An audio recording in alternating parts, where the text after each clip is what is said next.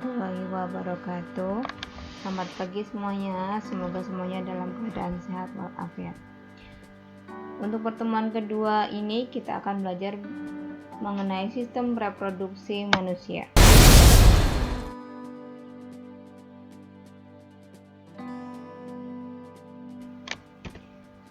Yang pertama, kita akan belajar tentang organ reproduksi laki-laki. Seperti yang kalian lihat di gambar, ada gambar organ reproduksi laki-laki. Jadi di sini ini ada skrotum, kemudian di dalamnya itu ada testis. Kemudian di sini ini ada penis. Kemudian di sini ada saluran sperma. Ini saluran spermanya yang ini. Kemudian ini adalah kandung kencing. Kemudian ini adalah sperma. Jadi sperma itu terdiri dari dua bagian. Yang pertama ada bagian kepala, yang kedua ada bagian ekornya. Dan di sini ini merupakan gambar perbesaran dari testis. Jadi di sini gambar di sini diperbesar seperti ini. Jadi ada bagian epididymis, kemudian ada yang ini testisnya diperbesar jadinya seperti ini. Dan di sini tubulus ini merupakan penghasil dari sperma. Di sini ada tabel tentang organ reproduksi laki-laki. Nanti kalian bisa baca lagi di buku paket kalian juga sudah ada. Jadi untuk fungsi dari testis itu adalah untuk menghasilkan sperma melalui pembelahan meiosis. Yang kedua ada skrotum yang berfungsi untuk membungkus testis. Kemudian ada penis yang berfungsi untuk menyalurkan sperma ke dalam vagina. Kemudian ada saluran sperma yang berfungsi untuk menyalurkan sperma dari testis ke uretra. Kemudian ada vesicula seminalis yang berfungsi untuk menampung sperma. Kemudian uretra berfungsi untuk menyalurkan sperma dan urin keluar tubuh. Dan ada kelenjar seminal yang berfungsi untuk menghasilkan cairan agar sperma mudah bergerak. Kita lanjutkan ke organ reproduksi perempuan. Jadi organ reproduksi perempuan di sini ada penghasil dari telur atau namanya ovarium. Kemudian ini ada namanya fimbre. Kemudian di sini ada oviduk. Nama lain oviduk itu adalah tuba fallopi. Dan di sini ini adalah rahim atau endometrium ya. Di sini ada uterus.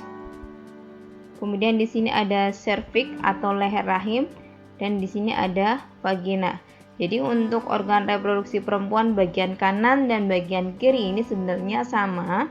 Hanya saja yang sebelah kanan ini dipotong secara melintang, jadi terlihat bagian dalamnya, sedangkan untuk bagian kirinya ini penampang luarnya. Untuk proses yang berlangsung di dalam organ reproduksi laki-laki dan perempuan, yang pertama ada spermatogenesis. Spermatogenesis ini adalah proses pembuatan atau produksi dari sperma. Proses pembentukan sel kelamin jantan atau sperma ya. Jadi untuk prosesnya yang pertama ada berbentuk spermatogonium, kemudian lanjut ke spermatosit primer. Setelah spermatosit primer nanti terbelah menjadi dua, membagi jadi dua, yaitu ada spermatosit sekunder. Jadi di sini spermatosit sekunder, di sini juga spermatosit sekunder. Prosesnya melalui pembelahan meiosis 1. Kemudian dilanjutkan ke pembelahan meiosis 2 sehingga dihasilkan yang namanya spermatid. Nah, dari spermatid ini nanti akan terbentuklah namanya spermatozoa. Jadi itu adalah proses pembentukan sperma atau sel kelamin jantan atau yang disebut dengan spermatogenesis. Oogenesis atau proses pembentukan sel telur atau nama lain dari sel telur yaitu ovum. Prosesnya sama seperti pada spermatogonium. spermatogenesis, yaitu prosesnya melalui pembelahan meiosis. Yang pertama, oogonium nanti akan berubah menjadi oosit primer. Dari oosit primer nanti akan yang satu berubah menjadi oosit sekunder, yang satunya akan berubah menjadi badan kutub primer. Kemudian dari oosit sekunder nanti terjadi ovulasi, sehingga akan terbentuk yang namanya ootit. Dari ootit ini nanti akan berkembang menjadi ovum. Kemudian yang satunya ini akan menjadi badan kutub sekunder atau mengalami degenerasi.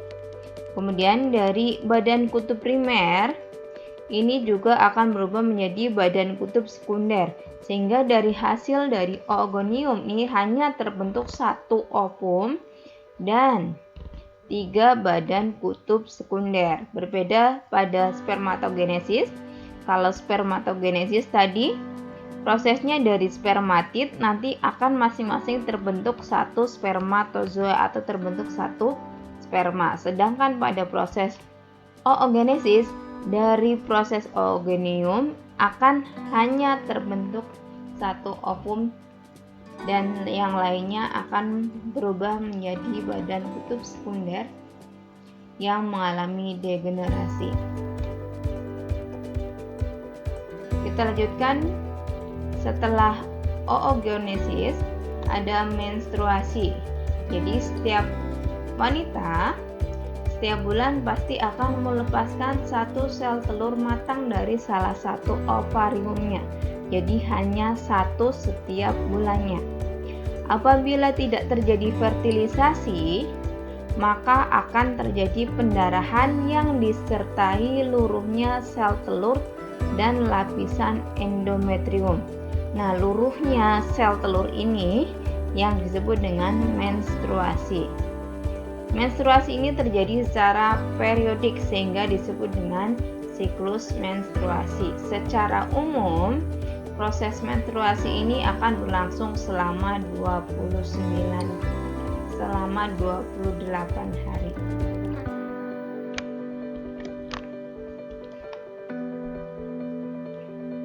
Kita lanjutkan ke fertilisasi. Sebulan sekali ovarium akan melakukan ovulasi, yaitu pengeluaran sel telur matang yang berupa oosit sekunder. Sel telur ini akan siap dibuahi oleh sperma.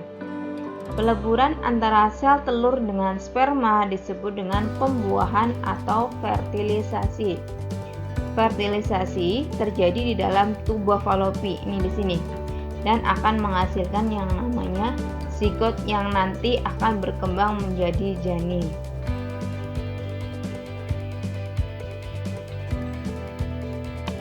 Kita lanjutkan ke kesehatan organ reproduksi manusia. Jadi di dalam sistem reproduksi manusia juga ada kelainan-kelainan atau penyakit. Yang pertama ada keputihan.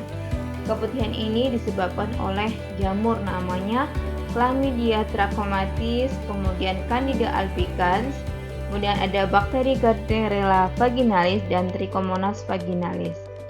Pencegahannya adalah dengan menjaga kelembaban alat kelamin, jadi jangan terlalu lembab. Jika lembab maka akan menyebabkan jamurnya ini betah.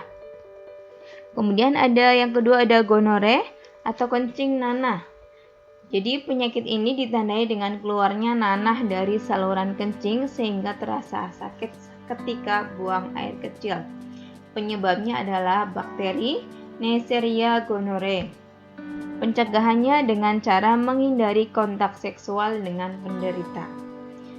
Yang ketiga ada sifilis atau raja singa yang ditandai dengan timbulnya luka pada alat kelamin, rektum, lidah atau bibir tetapi tidak terasa sakit. Penyebabnya bakteri Treponema pallidum.